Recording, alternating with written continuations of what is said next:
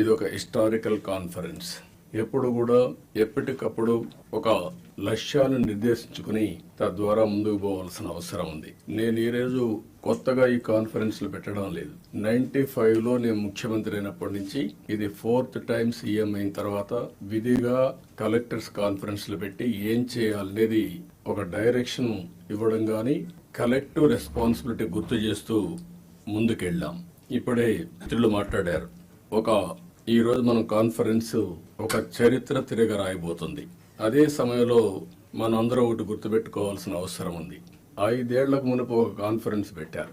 కొంతమందికి ఉండే ఆఫీసర్లకి, సీనియర్ ఆఫీసర్లకి అందరికీ జ్ఞాపకం ఉంటుంది. అదే ప్రజావేదికలో కలెక్టర్స్ కాన్ఫరెన్స్ పెట్టి ఆనాటి ముఖ్యమంత్రి ఈ కాన్ఫరెన్స్ అవుతానే ఈ బిల్డింగ్ కూలగొడతామని అనౌన్స్ చేసి విధ్వంసానికి శ్రీకారం చుట్టాడు.